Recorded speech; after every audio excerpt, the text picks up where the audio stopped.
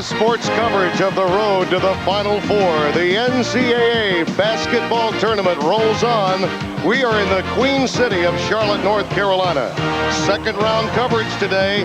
Two teams will punch a ticket to Birmingham, Alabama for the Sweet 16. Tennessee, Chattanooga, and Illinois later today. First up, the ACC and the Big East will be featured. The Providence Friars against second-seeded Duke. Hello again, everyone. Tim Brando by my side, George Raveling. And you know, we begin today with a player that has had the best NCAA tournament that any player could ever hope for, Austin Croshere of Providence. Well, I believe Austin Croshere is the Big East's most versatile player. He can score inside, he can score outside, and he's a killer on the foul line with that 87% shooting percentage. For Duke, he's a tough defensive matchup because the man that's assigned to Austin, he must be able to play both perimeter and post defense, and that's a difficult assignment. Pete Gillen, the Dave Letterman lookalike, coming up with the top 10 reasons for moving to the Sweet 16. Now in his third season at Providence, we'll have this starting five. Derrick Brown, a streak shooter that crashes the offensive glass. The aforementioned Croshere. Ruben Garces, who migrated from Panama to success in New England. Jamel Thomas, a slasher with a strong attitude. And Shammgod with creativity with the basketball that at times is divine guidance. Mike Krzyzewski. No one has been more successful in the modern era. 2 national championships back-to-back in 91 and 92. His lineup looks this way. 3 guards and some new faces. Carrawell emerged in early February. McLeod, his first transfer ever in his program from St. John's. Langdon can take over a game. Capel, the only Devil to have experienced the Final Four. It happened in this building 3 years ago. And Wojciechowski with a better assist-to-turnover ratio than even Bobby Hurley. Our officials for today's game, Ed Hightower, Phil Bova, and Ted Hillary. Providence already experiencing that. Langdon off the curl. Working crossover and a pull-up. Didn't draw iron. There's Brown, we told you, is to give Providence second chance points. Croshere, excellent dump down into the hands of Jamel Thomas. And he took Newton out of the starting lineup. Duke went on a run of 8 straight ACC wins to a 12-4 record and the regular season title. Garces picking up that foul. It's going to be a long day. The ball fake. Garces tips it into the hands of Brown. 4-on-2 for Providence. Nice look. Croshere on the receiving end. Make their own shot. McLeod over Garces. Creating the contact and then nailing the runner. After a troublesome start for the Friars. Wojo! Any offense Duke receives from Wojo is a luxury. And make decisions. You can bet Mike Krzyzewski's going to try to take advantage of that defensively as Thomas nails the tray. 9-7. Follow through, and he shot it with confidence. Boy, Capel gets in the game and immediately has impact. He's our leader. You know, Austin's a great player, but he's not comfortable being a leader. He's just, you know, a worker. He plays. Sham has to be our leader. When he's focused, when he's concentrating, he's great. We just need him focused, you know, running the team. He's going to feel great pressure from Wojciechowski. When he plays, we're a very good team. When he has a bad game, we're not that good. The communication skills between Gillen and Shammgod really the catalyst since the Big East tournament. And here's a twist. Duke in a 2-3 zone. Mike Krzyzewski pulling out all of his defensive tricks. Murdoch answers with a 3. To wonder how well Duke can play the zone. Excellent analysis, Tim. I agree with you. I think he's just doing it as a change-up. God on the floor for Providence. There's the crease. Thomas and the follow. The slasher that crashes the boards on the offensive glass. Brown, not a one-dimensional player.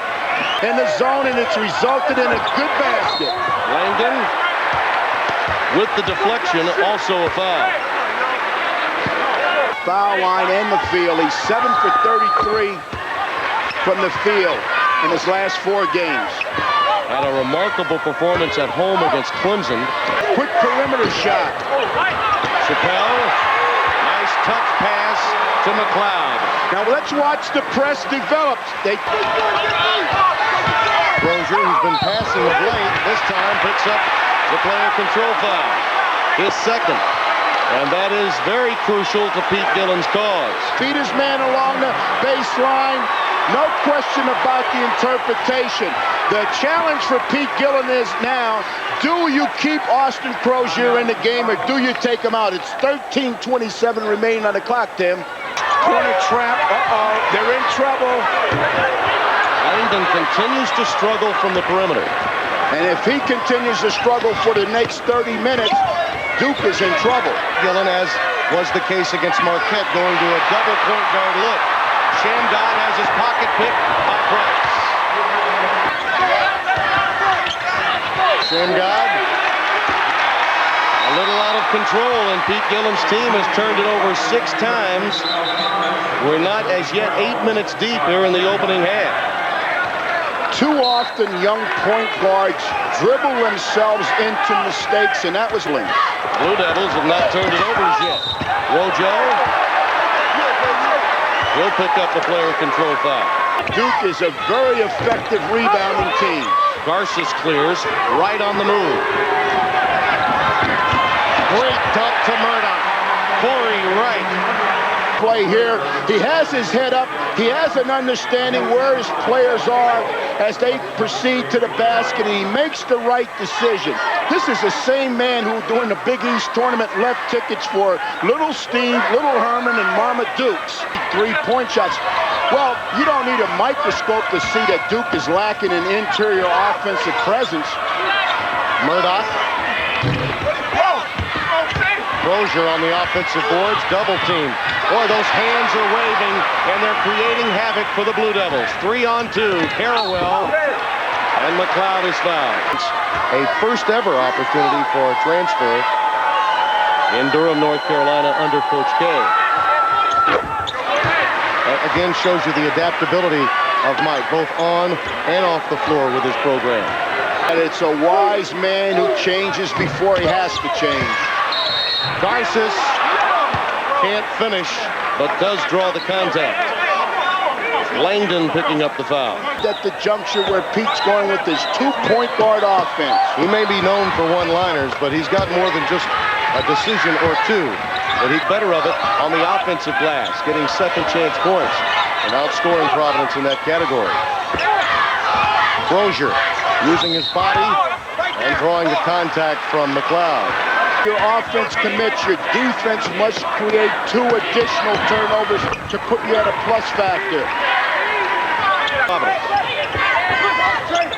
Langdon looking for a second field goal. Well, the iron kind to Trajan that time, and he has 7, 25-17. Brown goes reversal. It's not how tall you are, it's how high you play. Croshere over McLeod. Brown gets the garbage hoop. He's an excellent offensive rebounder, particularly coming from the weak side of the floor.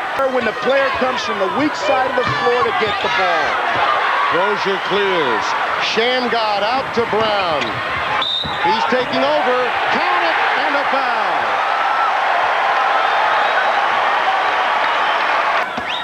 Junior College Player of the Year. Back in 1995, he now has 9. He's concerned that that may be making them a little bit tight. So the Duke coaching staff has made a concerted effort to keep things as low-key and positive as possible. They've loosened up the schedule. There was no... Polish family of his, I'm sure he didn't hear much of that. Boom, shake the room. As Derrick Brown gets it done. Polkas may be a different story, however.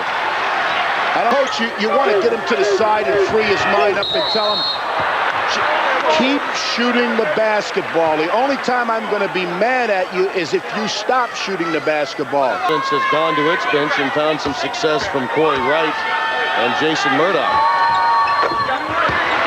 Wojo and Shammgod played against each other in high school, so this is not the first time that Wojo has guarded Shammgod.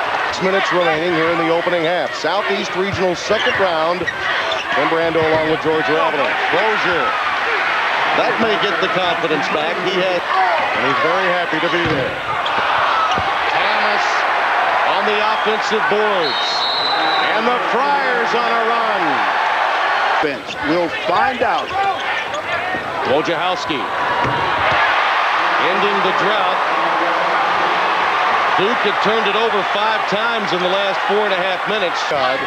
Brown and Croshere on the floor for Providence. Providence has got to move the ball, get him. And a foul against McLeod. Croshere creating the contact. Free throws on Friday. That ranks him 3rd in NCAA tournament history behind Bill Bradley and Finis Dimbo. He has 19 straight overall in the tournament. They've shown half-court traps. There cannot be much more left in either team's defensive arsenal. Capel, in his last 4 games, he's been averaging 18.8, including the 25 against Murray State. You will not get the baseline from Duke. And a push against Providence. That one against Corey Wright. Themselves not to react to the physical nature of Duke's defense. Nate James can't hit, but there's McLeod on the glass. Stripped by Shammgod.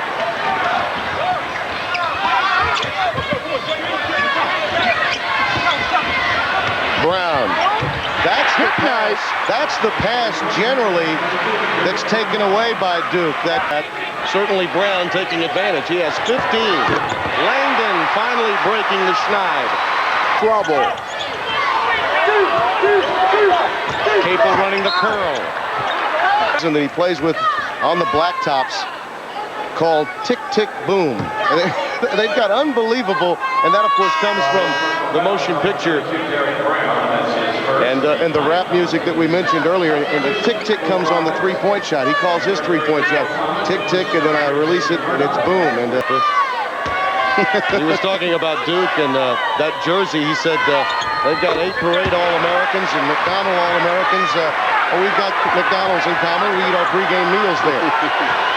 Their first lead since 25-24, 5 minutes ago.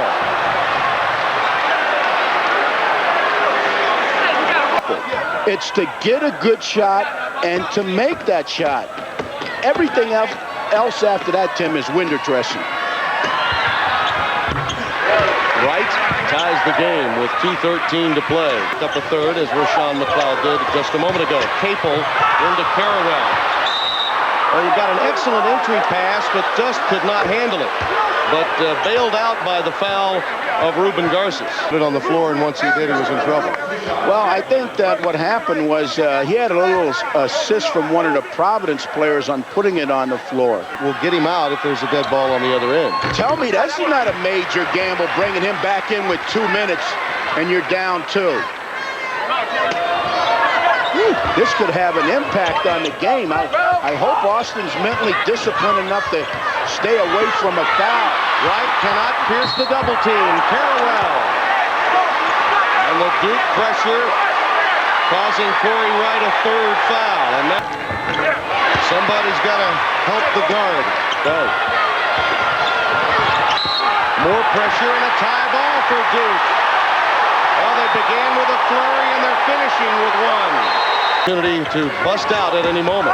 Wojo, not there. Cleared to Jason Murdoch. Croshere working it on Carrawell.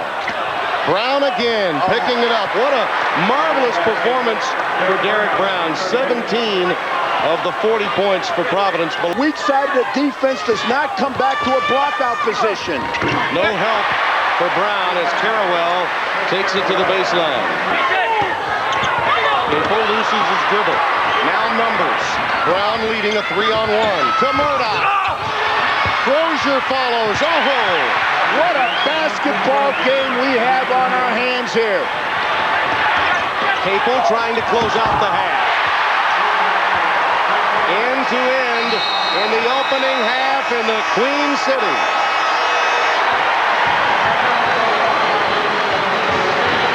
our halftime score. CBS Sports exclusive coverage of the NCAA Basketball Championship.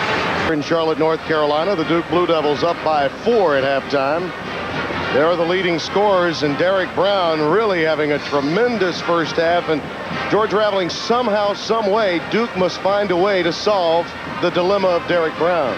Well, what good offensive rebounders quickly learn is the best place to be when the shot goes up is on the weak side of the floor. Here we find Derrick Brown on the weak side of the floor as the shot goes up. And we will see why it's so easy for him to get this uncontested putback. Now, Croshere's going to put it on the floor. There he goes. He draws the defense to him. No one blocked Derrick Brown out, and he gets the easy shot. Now we're going to see what an opportunistic player Brown is. He starts his cut, he delays, he reads the defense.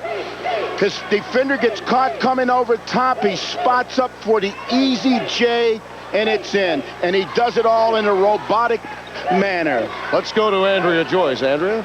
All right, guys, as George just mentioned, rebounding will be key in the second half. Duke will try to keep Providence off the boards, limit their second chances. They also want to do a better job handling the Friars' pressure. They feel that they got a little bit rattled in the first half. Providence, meantime, will concentrate on spreading out the defense to limit Duke's three-point opportunities. Back to you, Tim. One might think that Austin Croshere can get into it more, the flow of this game, but right away, Duke picking up a turnover. It's at a 14-2 spurt. Duke with a couple of 6-0 runs in the first half. And Pete Gillen calls for some motion in his offense. Shammgod. Yeah, let's go, baby. That's some motion. Taken right to the rack. His first basket. 2 6'4" guards, and it's tough for Wojo to see over top of the trap. Off a double baseline pick. Langdon gets it back into Sham's hands. And Croshere gets it back. Count it, and a foul. Boy, the free-flowing play of both Shammgod and Croshere. Game of basketball is when the hand-checking rule was put into play and in full third. So both he and Shammgod playing with 3 fouls, adding to the stress level of head coach Pete Gillen here in the second half. I would fully anticipate that Pete Gillen will switch to zone. He must protect Shammgod and Croshere from foul trouble. There's 18 to go in the second half. He's going to have to take a little pressure off his defense. Now, let's take a look at how close to the baseline Duke forces Providence to inbound the ball. It's really forced Providence into difficult shots and difficult decisions. Shammgod runs it down. Out-leaping Capel. Numbers 4-on-2 for Sham. Corey Wright. Brown fouled by McLeod. That may be his 4th. Points for the offense. And this is what Derrick Brown's getting right now. Gift points. 53 to 48. Wrapped nicely for Derrick Brown. 19 points.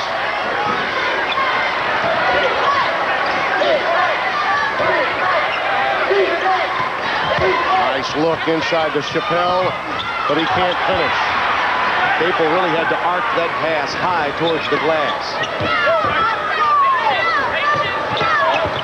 Shammgod going crossover. Again in the air finds Corey Wright, who deals to Brown. Derrick Brown gets hammered again. Derrick Brown. Brooklyn, New York.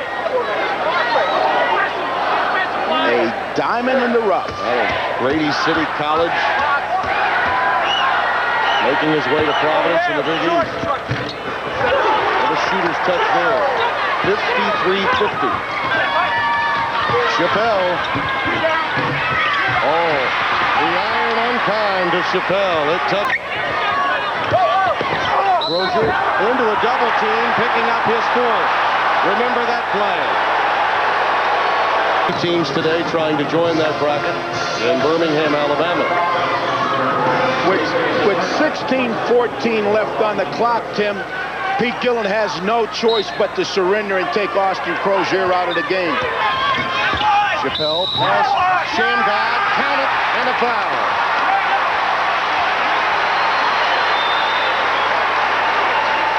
Murdoch picks up the foul. There's a nice move by Capel. What set that move up was the shot fake. He lifted the defensive player off of his feet, put the ball down, and squirted by him for the... And Grant was a key reason the recruitment success of Mike Capel as Jamel Thomas comes back the other way to get his 10th point. Providence Friars here in the second half. Croshere with 4, Shammgod and Wright, the 2 points on the floor simultaneously, each with 3. McLeod has 4, Wojciechowski 3. Difficult decisions. What do I do defensively? How do I protect my players as the fouls begin to mount? Murdoch had plenty of room, and Jason gets his 8th point. 3 with 3 minutes remaining in the opening half. Wojo in traffic, giving it up. Capel a pull-up. Harrowell. And a foul inside. Really wanted it against Shammgod. Capel didn't give it to him. And he can't finish. Brown claims another rebound. That's his 7th of the afternoon. Shammgod finds the lane. Boy, Bryce. What a big-time offside play. Brown was there for the answer. I don't know when's the last time I've seen a more opportunistic player than Derrick Brown. Oh, did you see the physical swinging of the elbows? Atomic bomb to the Duke defense. They really had problems with him. Now Thomas on the offensive glass. It's infectious. Now everyone's picking it up with Croshere saddled with 4 fouls.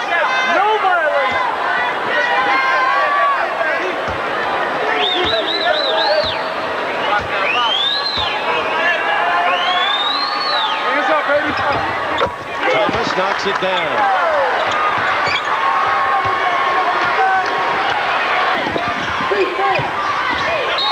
Into that double team, and he draws the contact.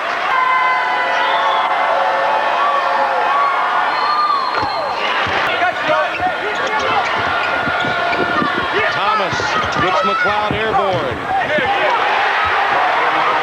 Jamel Thomas now helping Providence in this 11-1 run. Half-court defense. All runs start with good defense. Price. Fouled by Derrick Brown. Croshere sat down with 16:40 remaining in the game. And in the 3:40 since, the Friars have taken control. Right with the ball fake. Brown, that's his spot. This time off the back rim. A rare miss for Derrick. Wojciechowski makes the save. Still an amazing run given Croshere's inability to get in the game. Brown 8 for 12, 23 points. Derrick Brown doing more than he can to elevate the Providence level. Price rejected by Brown and then fouled on the second opportunity. Tommy Amaker's name continuing to pop up with potential head coaching opportunities, and there are many of them right now at Division I college basketball. The personal foul trouble that they're in. Wright staying airborne. Getting contact again. Shammgod going to his left. Turning back the other way. Very few players could do that. And Brown picks up the foul. That's his 3rd into the game. Corey Wright also has 3. So the chess match continues with the optimist that is Peter Gillen. And Austin Croshere out of the timeout on the floor with 11.5 to play. Thomas gets the roll. 15 for Jamel Thomas. Legal to gamble in the state of North Carolina or not, but Pete Gillen is playing a high-stakes form of gambling, Tim. Shammgod in the air to Brown. As we sit here, Derrick Brown is turning the Charlotte Coliseum into his personal playground. McLeod off a nice dish with the shot clock winding down. Shammgod stop and go and deliver. And what set that move up was the hesitation dribble. When he hesitated, he brought the defensive man out of his stance. As soon as he started to rise, Shammgod put his ball down and went. Capel.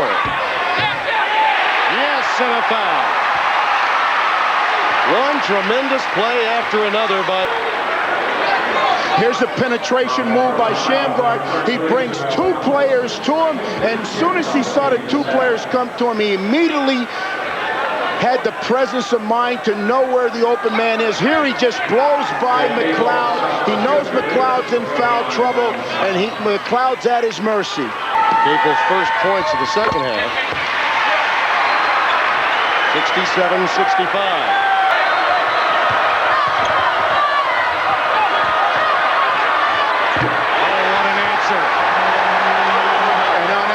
Possession, Duke went to a 2-3 zone. Radio announcer, and he told me the last game was the best game they had played all season long, and they're building on that, Tim. McLeod may have just fouled out. That's his fifth. He went up the back. Ball trying to free himself, now has it, quickly doubled. Corey Wright floats to the lane, off the glass. Oh, he has four. And these possessions get even bigger as the Providence lead grows larger. Providence is their two-point guard offense. Wojciechowski. It in the cylinder. Shammgod into the double team. Wojciechowski comes away with it to Langdon. Capel for three. Over Wojo. Run down by Duke. Capel wants it. That's why. He's taking over, and here come the Duke faithful.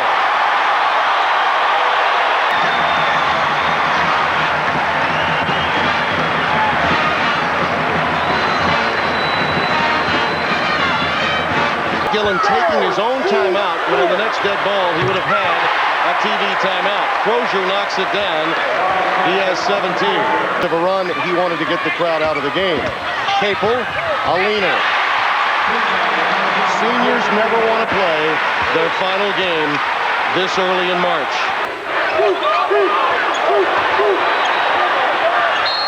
A reach-in foul against Wojciechowski. And because of the aggressive nature he plays defense, he fouled him. Capel leaning in. That Austin Croshere has four because he's their basket protector. Well, Brown kept it alive again. Off of Providence.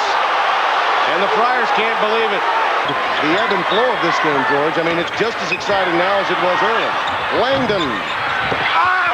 Croshere brings it down with an excellent show. Croshere on his own. Side of the backboard. Stripped by Langdon is Thomas. Blue Devils coming back the other way. Harrowell. Excellent adjustment in midair. We're tied at 74. On for dear life. They are on a life support system. Watch them go back on defense. They have very little legs left. Croshere. Offensive boards. Big for Providence. That time they closed down on the smaller Duke five. Guards must understand that the game is played based on time and score. How much time is left on the clock? What's the score? That will dictate how the game is played from here on out. Nice lob into Thomas. And an even better pass to Derrick Brown. These. But it's two great passes. A nice lob pass with a good lead on it. Good read, no look pass to Derrick Brown for the easy basket. It can't get any better in Charlotte. McLeod out of the game. Wojciechowski having to sit. The timeouts remaining. Duke with a 20 and a full. Providence using theirs. One of them by Gillen prior to a TV timeout zone. We're traveling, and when we say happy to be with you, we mean it today. I'm ecstatic. Turnover by Duke. Wojo comes up gimpy. Shammgod. Oh, yes, and a foul. God getting it done on Sunday. Pete Gillen said that Derrick Brown is their MVP. He's just tearing them up. Shammgod on the circus-like move to the basket. And what made that basket was that Shammgod drew contact and was able to score after the contact. Welcome contact. You can't get on if you can't accept contact. Capel picking up the foul as he takes it into the lane. Control, but in so doing, perhaps not realizing the next dead ball. That's the responsibility of his assistant coaches. They should be on top of that and communicate with Pete and tell him those type of things. 7-0 run for Providence. Brown quickly to Thomas. They are just so quick. 17 for Jamel Thomas. 29 for Derrick Brown. Langdon leans in.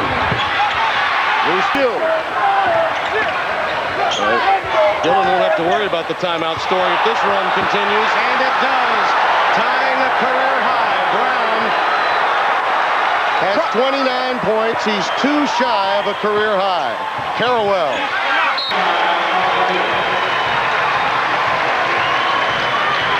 What's happening now is that Providence has such great spacing in their offense that they're creating gaps. Now here's the kick out. They catch Duke's defense in transition. Nice cross-court pass. Duke is slow getting back on defense. As he lays the ball up, one Duke defender's still not across half court. That happened. Mike Krzyzewski coached club. They're not playing to keep from getting beat. Carrawell. Nice scoop to the hoop. They can afford to take a little time off the clock now. Look at that pass to Corey Wright. And upon getting it back, the foul against Langdon. Well, if you could give 2 awards to the Providence team for MVP, certainly Derrick Brown would get one, but this little youngster here on the line, Corey Wright, certainly would be a strong consideration for his second award. Seconds and counting for Duke. Capel. Timeout, Blue Devils. Players that they have no timeouts left. That's one way of stopping the clock, not allowing Brown to get to the line. Capel picks up the foul, his 4th. This is for a career-high 31 for Brown, tying a previous high. Tim, we expected Croshere, but we didn't expect Brown to step up this big. Wojciechowski. Carrawell. And Croshere. Maybe with Croshere in that possession. That's today. This equals the largest lead for Providence at 10, 91-81. Pete Gillen not to allow Duke to walk into his offense, a speed dribble into his offense. Further proof of the rebounding pluses for Providence. Brown, an exclamation point. Of today's performance. He has a career high off today's performance, and now a chance to settle into the Sweet 16.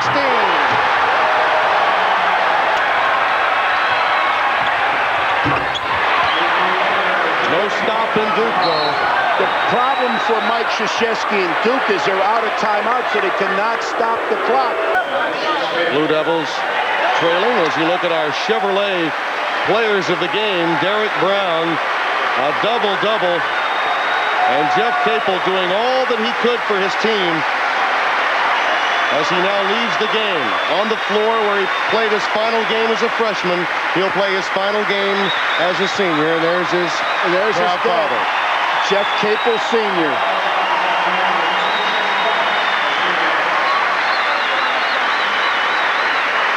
Different teams. Old Dominion might have a hard time keeping him there. Nate James will check into the game with 25.7 remaining. 1-point games coming down the stretch, one of them going into overtime. 1987 to take the Friars to the Final Four in New Orleans that year.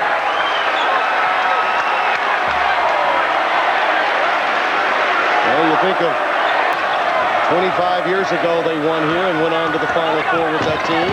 Shammgod.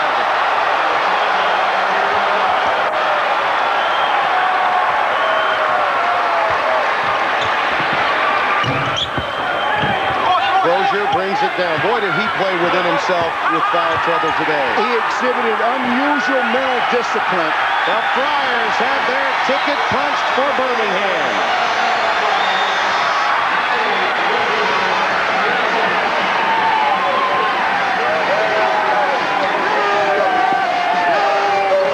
The Big East will have a participant in the Sweet 16 yet again. They have had one since 1993, at least one every year since then, and the Friars get it done for them today.